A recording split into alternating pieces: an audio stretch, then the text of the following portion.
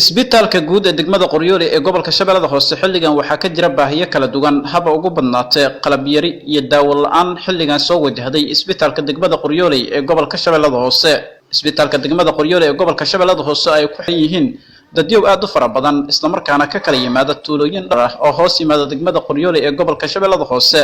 ayaa xilligan isbitaal ay tahay mid aad u liidata maamulka degmada Qoryoole ee gobolka Shabeellaha Hoose oo horkacaya gudoomiyaha degmada Qoryoole ahna duqa degmada mudane Said Cali Ibrahim ayaa maanta waxa ay kormeer ku sameeyeen qaybaha kala duwan isbitaalka degmada Qoryoole ee gobolka Shabeellaha Hoose gudoomiyaha ayaa waxa uu kormeer ku sameeyay qaybaha yahay isbitaalka degmada Qoryoole ee gobolka Shabeellaha Hoose waxa uu sheegay xilligan in baahi fara badan ay ka taagan tahay isbitaalka degmada Qoryoole ee gobolka Shabeellaha Hoose waxa uu sheegay in bulshada ku nool degmada Qoryoole ee gobolka Shabeellaha Hoose ay aad ugu liitaan xagga caafimaadka agaasimaha guud ee isbitaalka degmada Qoryoole ee gobolka Shabeellaha Hoose oo warbixin siinaya gudoomiyaha degmada Qoryoole ee gobolka Shabeellaha Hoose iyo qaybaha kala duwan ee maamulka ayaa waxa uu sheegay in xaaladda caafimaad ee isbitaalka ay tahay mid aad u liidata isbitaalka waxa uu sheegay inay jiraan qalab yari iyo daawo la'aan aad u baahsan sidoo kale agaasimaha waxa uu sheegay in isbitaalku u baahan yahay in gargaar degdeg ah loo soo sameeyo maadaama bulsho aad u fara badan ay ku xiran yihiin isbitaalka degmada Qoryoole ee gobolka Shabeellaha Hoose waxa uu sheegay in si maalinlaha ay ku shaqeeyaan balse dadka aysan helin caafimaad ay markaasi kaga maarmaan goobaha kale waa kan agaasimaha isbitaalka degmada Qoryoole ee gobolka Shabeellaha Hoose oo ka warbixinaya xaaladda guud ee isbitaalka xilligani isbitaalkan waxa weeye isbitaalka Qoryoole isbitaalka ugu weyn ee gobolka Shabeellaha Hoose marka uu fiirsan baaxadda waxaa hoos yimaaday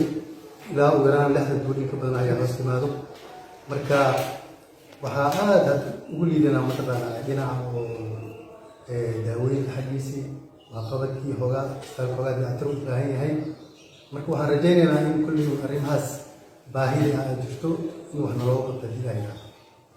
gudoomiye ku-xigeenka dhanka samafalka degmada Qoryoole ee gobolka Shabeellaha Hoose mudane gaashaan xogayaha dawladda hoose ee degmada Qoryoole Ibrahim Malable Ibrahim oo goobta ka hadlay ayaa waxa ay sheegeen in xilligan bulshada ku nool degmada Qoryoole iyo deegaanada hoos yimaada ay u baahan yihiin in sida ugu dhaqsiyaha badan loo soo gurmado maadaama xilligan aysan haysan goob caafimaad degmada Qoryoole isbitaalkeedana uu yahay mid aad u liidata dhan walba haddii aan ahaan lahayd xagga dhismaha iyo daawo yari aad u baahsan oo isbitaalka xilligan ka jirta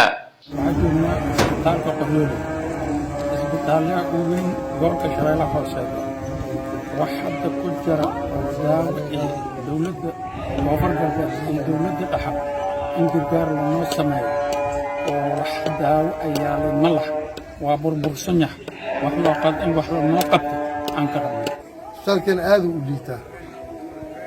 waxaan codsaneynaa in wax naloo qabto hay'adaha gargaar maamul goboleedka koonfur galbeed وزارة العافمات دولة الأهل وزارة العافمات إنه أنا وقتها إسبتال كان والي تبابا اللي حدا نتوله وصلنا إسبتال كان الجار أهله فيه gudoomiyaha degmada Qoryoole ee gobolka Shabeellaha Hoose ahna duqa degmada mudane Said Cali Ibrahim oo goobta ka hadlay ayaa waxa uu sheegay in isbitaalka degmada Qoryoole ee gobolka Shabeellaha Hoose ay tahay xaaladiisa mid aad u liidata bulshada ku nool degmada Qoryoole ee gobolka Shabeellaha Hoose xilligan ay u baahan yihiin in gargaar degdeg ah loo soo sameeyo waxa uu baaq u diray wasaaradda caafimaadka dawlad goboleedka koonfur galbeed Soomaaliya wasaaradda caafimaadka dawladda federaalka ee Soomaaliya in sida ugu dhaqsiyaha badan loogu soo gurmado isbitaalka degmada Qoryoole si gaar ah waxa uu baaq u diray hay'adaha gargaarka bixiya inay u soo gurmadaan degmada Qoryoole ee gobolka Shabeellaha Hoose waxaan booqasho ugu maanay isbitaalka weyn ee degmada ay leedahay maamulkeeda xagiis kala duwan iyo agaasimaha isbitaalka waxa tuulooyin ilaa 60 in ka badan ayaa hoos yimaada isbitaalkan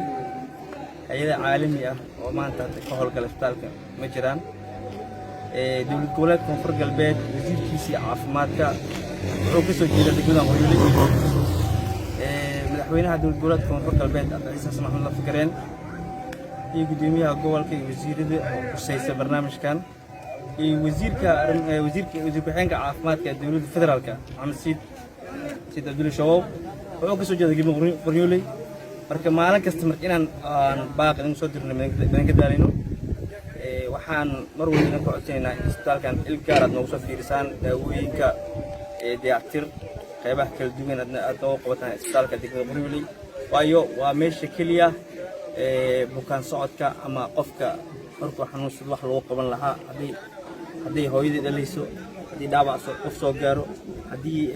cudurada kala duwan hadday tahay meesha kale lagu dabiili lahay waaye xaruntii caafimaadka waaye gudoomiyaha ayaa dhanka kale waxa uu baaq u diray jaaliyadaha ka soo jeeda degmada Qoryooley ee gobolka Shabeellada Hoose waxa uu sheegay in xilligan bulshada ku nool degmada Qoryooley ay la ildaran yihiin caafimaad darro maadaama isbitaalka degmada uu yahay muhiimadda koowaad isla markaana uu aad u liito xaaladiisa caafimaad isla markaana ay tahay mid aad u liidata isbitaalka xaaladiisa guud waxa uu sheegay in xilligan aan laga maarmin in isbitaalka loo soo gurmado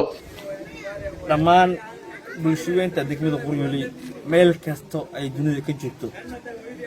hadday gudaha tahay hadday dibadda tahay sanadooyin dambe qof kastaba meesha uu ka soo jeedo iyo meesha uu ka dhashay ayaa wax u qabanaa dhammaan degmada dhammaan dhalinyarada reer Qoryooley ama bulshada reer Qoryooley meel kasta ay joogto dunida ka joogto jaaliyadaha kala duwan waxaan baaq weyn halkan ugu dirayaa in isbitaalka degmada Qoryooley ay dib u fiiriyaan qalabkooda inay nala qayb qaataan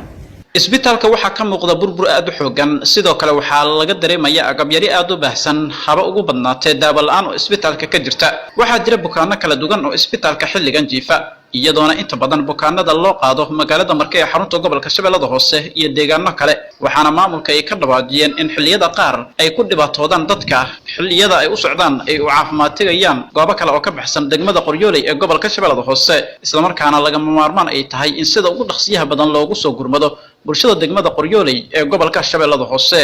Aways Muumin Xasan Aways oo warbaahinta dowlad goboleedka Koonfur Galbeed Shabeellaha Hoose